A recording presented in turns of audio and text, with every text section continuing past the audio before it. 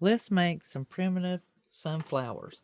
This is by request from you viewers, and I am obliged to make these because I love making the fabric flowers.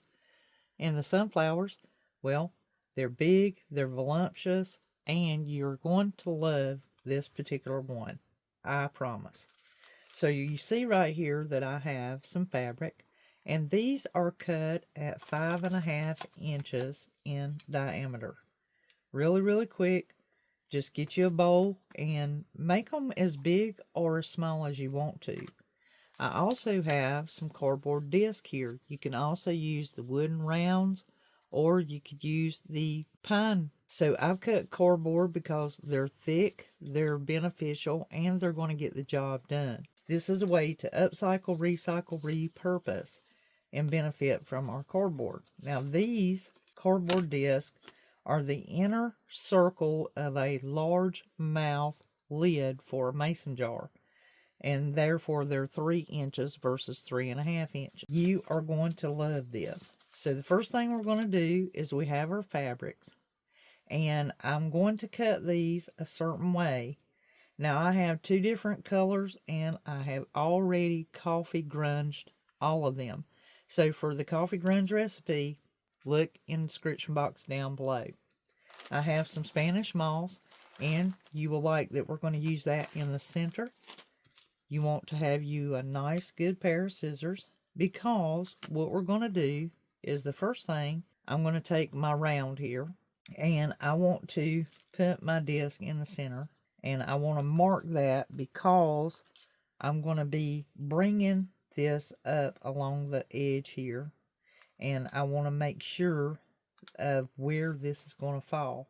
So I'm just eyeballing it, and I'm just going to draw a circle because no one's going to see that circle. You won't even see that circle when we're done. And I may have to use something a little bit darker so I make sure that I can see it. This lets me know how far in I can come when I begin snipping on my fabric. And that's all that's for. It's just a border so that I know to stay outside of that ring. And that's all that takes, just a second to do that. Next, I want to take my circle, and I'm just going to fold it because that way I can get both sides at the same time, and I can go all the way up to my pencil line. And I'm just going to snip. And when you go to snipping, go up to that line and make your snips right around at least a 1/2 inch, 3/4 of an inch wide. And then the reason why we're doing this is I have something else in mind that's a little bit different than what everyone else does, and I'm just going to see how it works out. We're giving this a test run. I haven't done this before, so I'm going to try it now. And then this way we get this done a whole lot faster. And on this one, I may actually have to open it up and on the fold do a snip up to that line. Make sure I turn that out so I can see what I'm doing. Now that one's going to be really narrow, but I think that it'll be okay. And as you can see, it already looks fantastic just like that. And you can go with just that right there if that be your heart's desire. I'm going to do the same thing on this circle as well. Just go up to that line, and like I said, keep them spaced at least a 1/2 inch to 3/4 of an inch apart. 1/2 inch seems to be the good size. And as you can see, I'm staying in that round, and that just looks really good. Just like that. They look fantastic. Next thing that I want to try on this is, I used crimping shears when I originally cut this out, and that's great. But what I want to do on these petals here, and I want to see if it's going to work out, so I'm going to fold it back just as I had it. That way it all falls in line with each other, and might be able to get this done even quicker by doing that. So we're going to try and see. What I'm wanting to do is, on each one of these petals, I want to make them more like a sunflower. So I'm going to take and go in there and cut angles on my original cut. And that way they're next to each other and you can about tell where it's going to hit on each one of these. And I'm going to go about mine and just do that. That's why I have these smaller scissors to snip with. I want to just check and see if I can do that. So I'm trying to do 2 at a time. You do not have to do 2 at a time. It's just what I was going to do to get them done quicker, easier. So when you have it still folded and you're snipping your 3/4 inches, do go ahead and put your angles on there as well. And look how great these are turning out. And that is definitely the look that I was going for. So you'll enjoy that. And once again, same thing on here. Make sure when you fold it and you are doing your 3/4 inch cuts, just go ahead and keep it folded, and then you can go back and put your angles on it while you're there. And they'll just keep you from losing your spot. And it does happen a lot faster. It really does. It's a huge difference in trying to get that done. So see, I'm able to go ahead and bite those little angles off and make them into points. And don't go for perfect. It's primitive. We don't want it perfect. We want it to be prim. And that means you just use it and give it that rustic, old-fashioned, use what you got look. And see how fast you can get that done. It's just so super cute and simple and fast. More efficient doing it this way. Take a little more off of that one. Nearly got it knocked out now. Ta-da! Love it.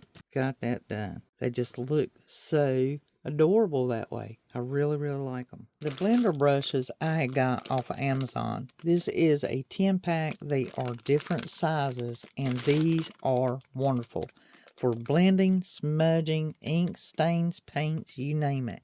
They are wonderful. And I'm going to use this one that's got an elongated bristle. These are great. You can use your thumb, you can blend with them, and they're different sizes. You clean them up just like you would a paintbrush if you desire to.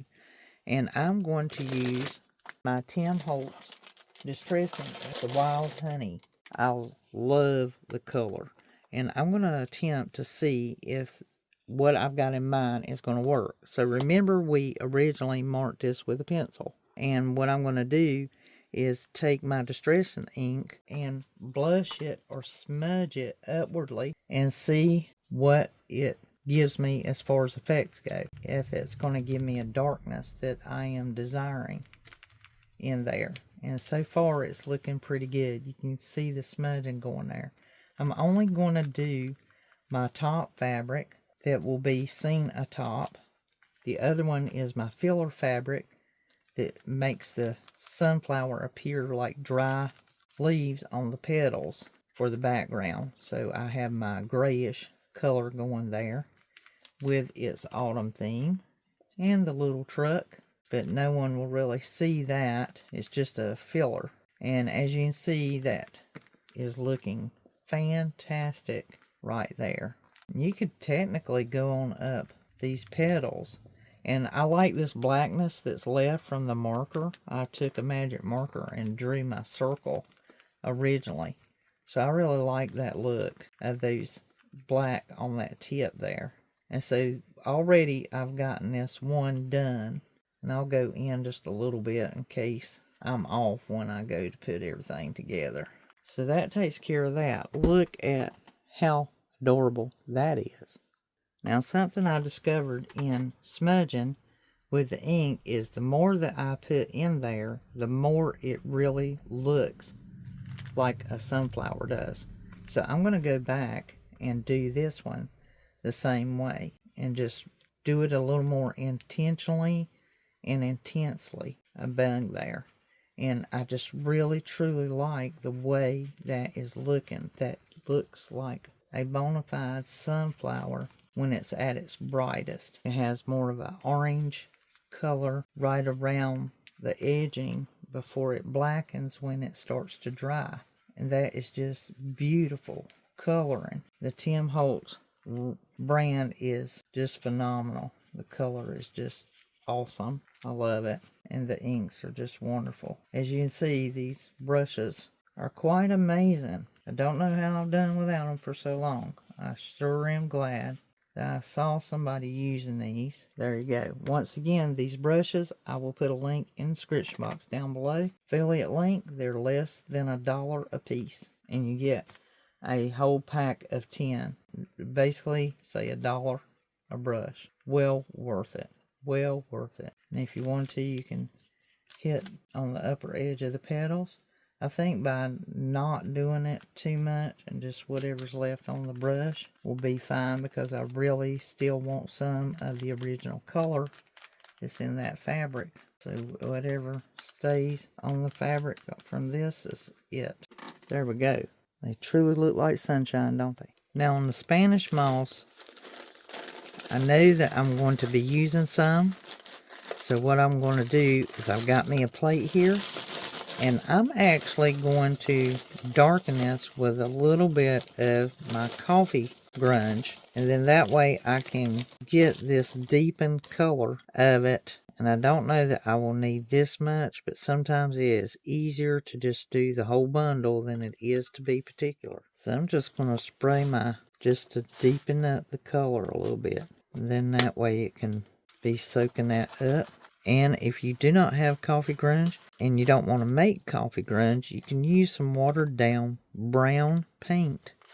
Just take your chalk paint, add a little water to it, and you can put it on there. It will work the same way. Acrylic paints. I've done dyes this way, trying to darken up the moss, make it look like a grapevine color. Works perfect. Give that a few minutes to saturate up the coffee, and then it'll pretty much be usable. Now my cardboard disc, I'm going to paint black, and then that way I have this nice mixture of black and brown going on in my centers. And that will only take a jiffy because cardboard dries really, really fast. We have our cardboard pieces painted black. Perfect. Now grab you something like an off-white, an antique white. This is toasted marshmallow. You could use buttermilk.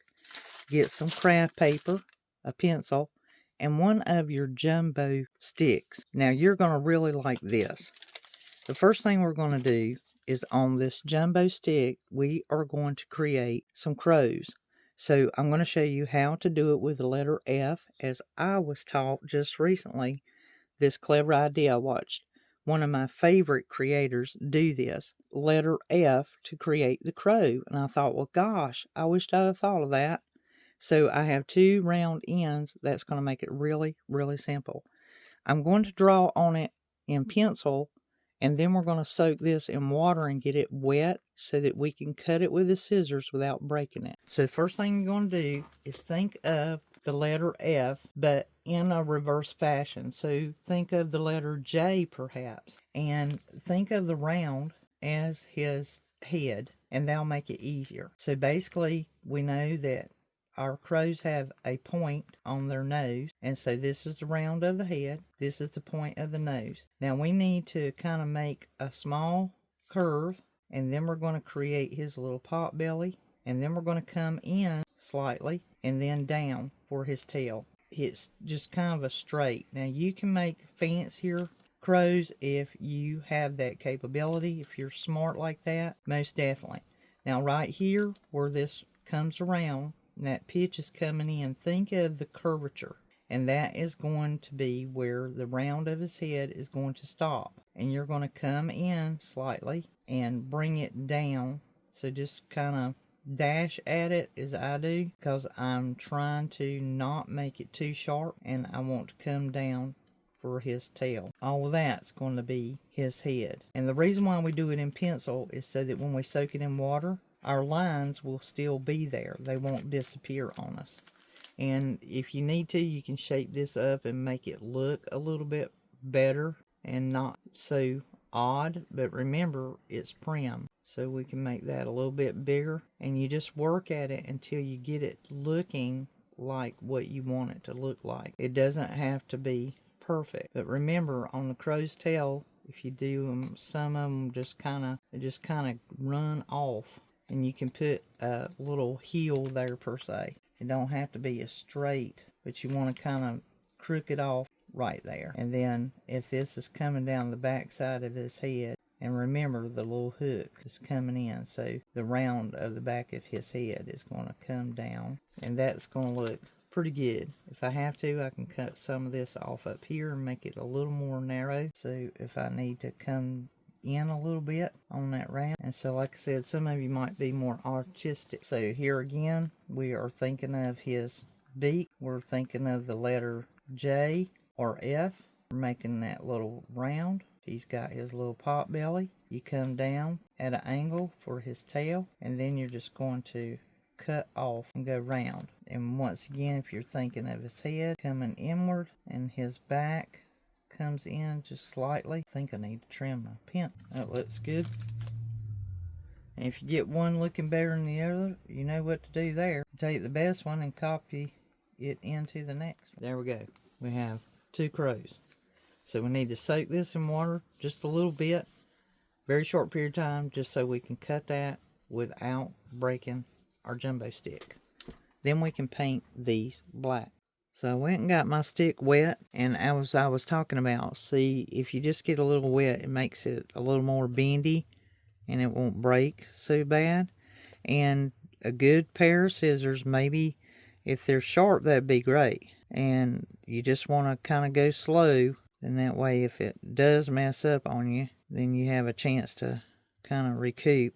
Main thing is to let that wood soak that water up, and once it does, it makes cutting it without worry, and so they'll just help it a little bit. Curves are the worst. That right there has got a split in that wood. Let me try to save it just a little bit. It just keeps wanting to come apart. I'm going to go ahead and cut this little round off. The tricky part is going to be right here in this beak area. With these scissors, I don't know how well I'm going to be able to cut that a little at a time. See, they just want to come apart. Those jumbo sticks, they suck. But I can put a little wood glue on that, or a little bit of Elmer's glue, and hold that together. And I'm going to attempt to do the other one. And his beak really could be a little bit shorter. Now that I look at it, don't have to be as sharp. That looks a little bit better. So I have my crows situated. I got them painted and glued together so that they'll stay together. And right now they're still drying. I just did those with a paint marker. Now here's the idea. We're going to take this off-white toasted marshmallow, and the blooms here are sitting in the center, giving me an inch extra diameter, and that's exactly what I want. So I'm going to take and lay this plate here, and I want to draw a circle so that I know that's the size that I need, that will be an inch larger than my current blooms of my flowers. And what I'm going to do is take the toasted marshmallow, and I'm going to kind of paint that circle. It does not have to be perfect at all. And the center is not going to be seen anyway, only the outskirts. So technically, if you want to have something to go on, you could take your center that you have, whether it be wood or cardboard disc, and draw another circle, and the paint is going to be in that outer ring of that donut right there, and that's going to be used as blooms as well. I'm using a chippy brush because it does not have to be a perfect coating on this. I'm just pretty much going to just dash the paint out, because I already know about how far I need it. I can see my pencil mark, and it left an impression there, so that when I do this with a chippy brush, I can still see the pencil mark. I only need to do one side of this, and I'll need to do 2. So I have this already, and really, to make it even more clever, I could take and lay that sheet over, since they were folded, and it will actually give me my little markings there. How perfect is that? Just like in school. Then I take the rest of that paint and just pull that outwardly, and that'll be exactly where, depend on that paint being, because I don't need it coated So I've cut them out, and I still have my pencil line there. I went back over it just to make sure I can see it real well. And we're going to do it the same as we did the fabric. We're going to fold it in half, and we're going to do our little cuts. And now you can use a bigger pair of scissors. I might better start over here. Don't start in the direct center. And make these a little bit broader, at least an inch.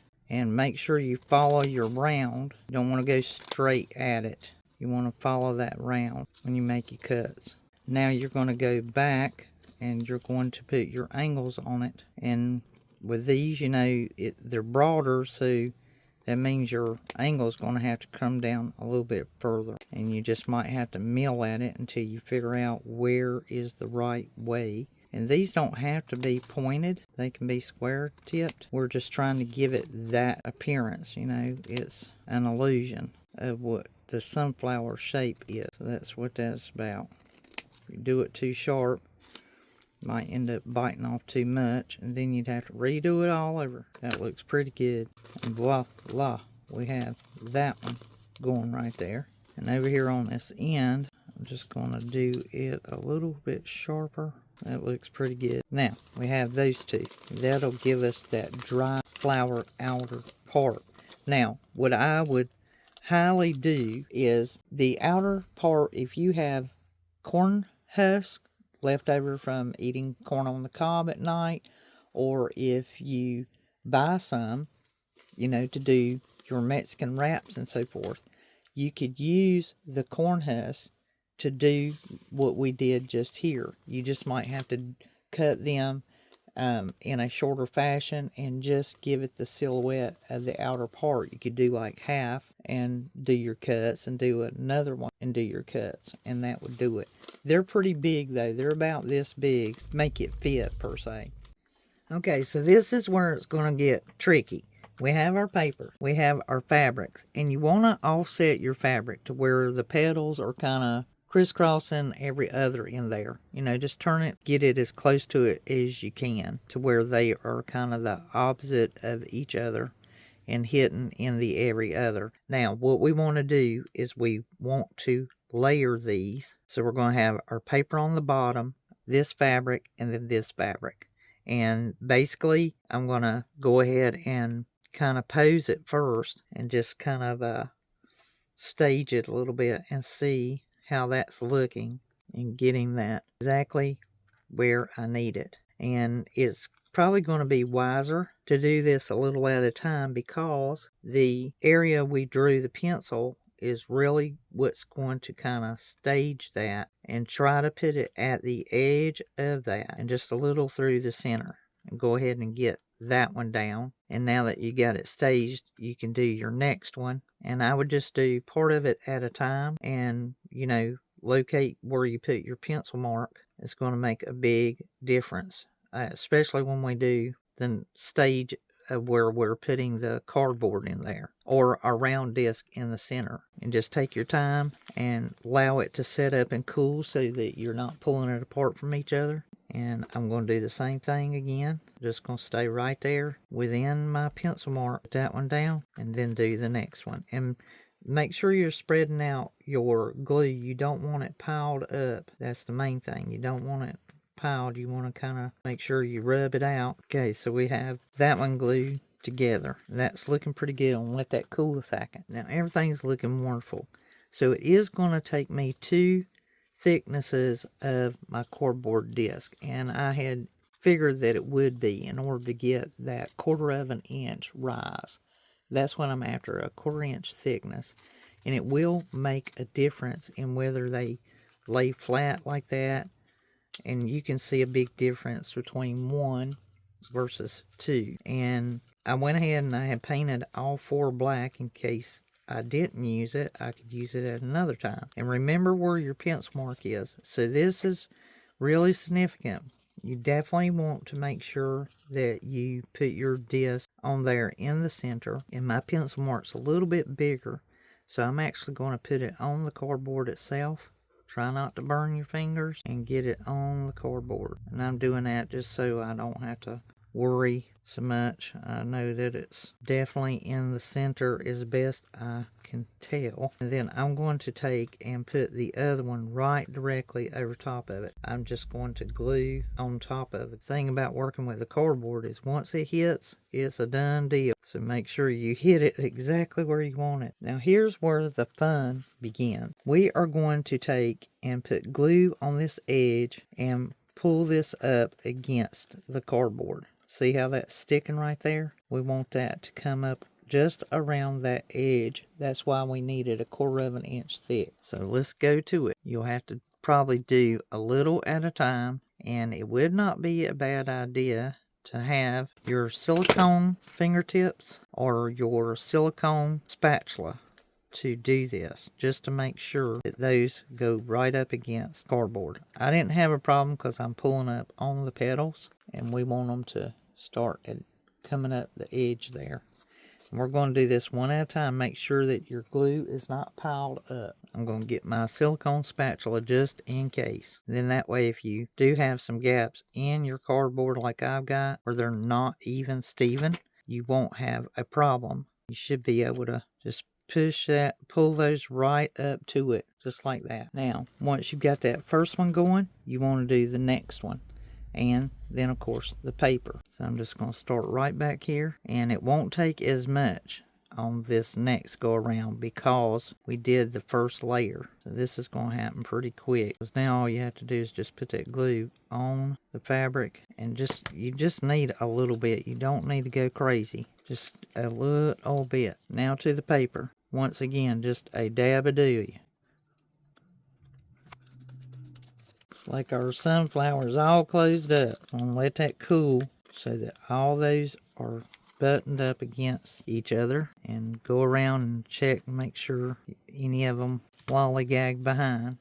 Our sunflowers are looking wonderful, so you know the next step. We're just going to crinkle this back. Just crinkle it back. Gently and easily crinkle it back. And when you do that, kind of crinkle up your paper part so that way it looks correct, and you can just lay those petals back.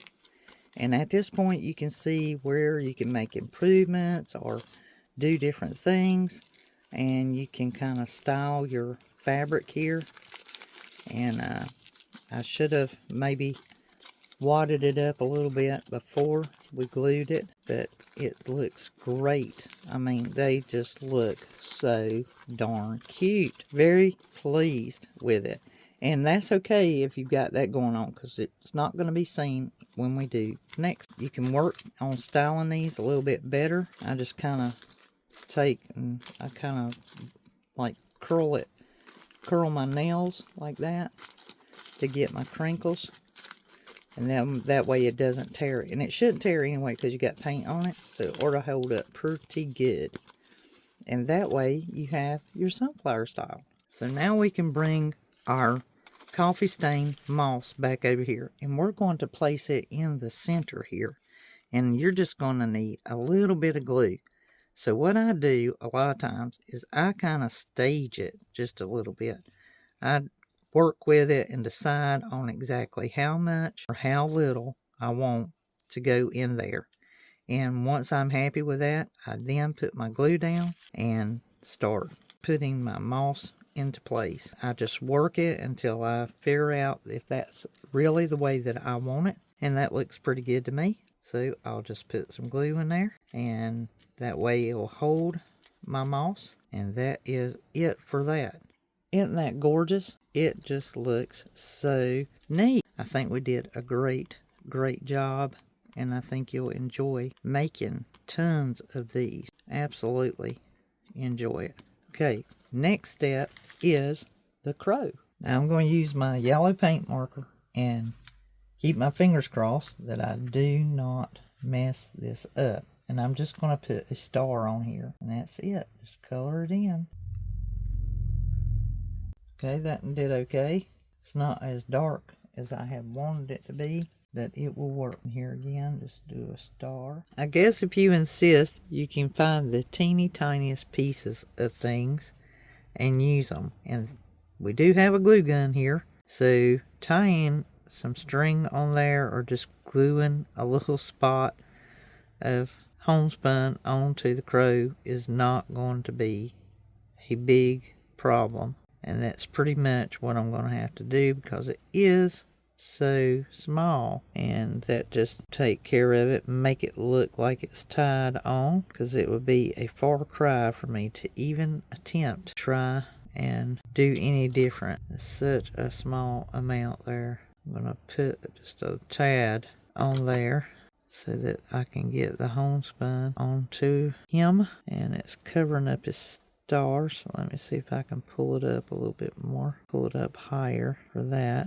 and just get these two to meet just enough to hold it on there. All right, that takes care of the little bitty one. And then I can do him. This one I might be able to actually tie. I'll get it going and then bring it around. Might be able to do it under his neck. I have some wire here, and I am going to wrap this wire on the crow and attach it to the sunflower. Don't know how much I will need. Shouldn't need too awful much. Now, you guys have bought things in the marketplace, so I'm just going to take the wire and wrap around him and make sure I go under his beak. I want that to run to the back, and this is just some wire that I had scrapped from other things that I've taken it off of, and it comes in so handy because it's rusty wire. And I'm just going to double it around it, and I think I want to make it to where he's kind of almost like spring actioned there. He's not, like glued into the sunflower. That means I'm going to wind this wire around my pencil so it has a coily effect. And see, kind of springy like.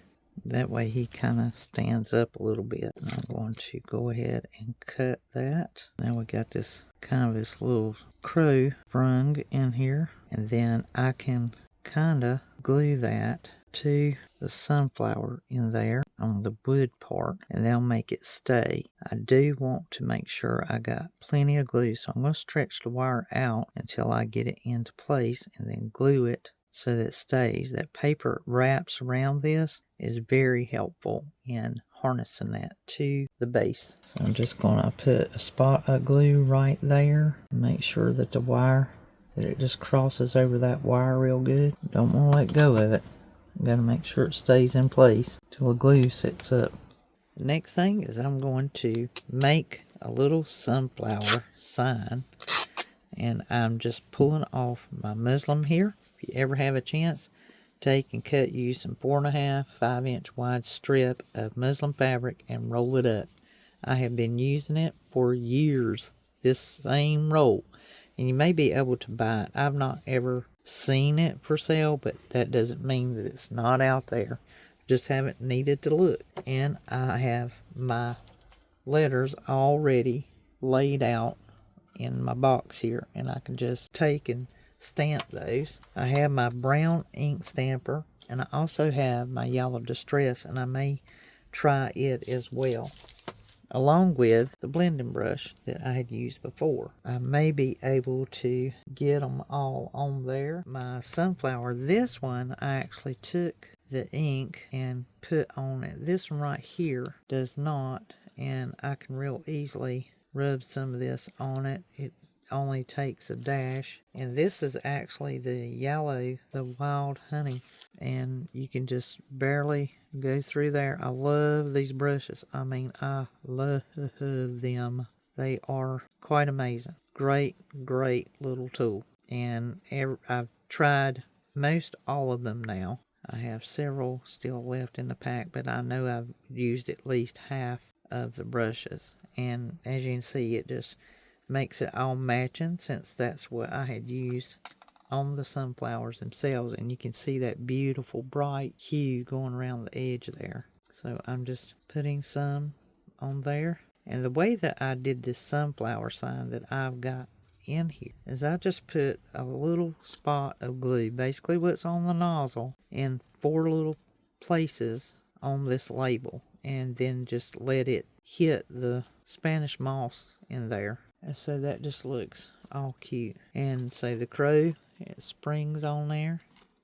It'll sit there. Now that I have that much done, like I said, I just took and just put it onto the sign.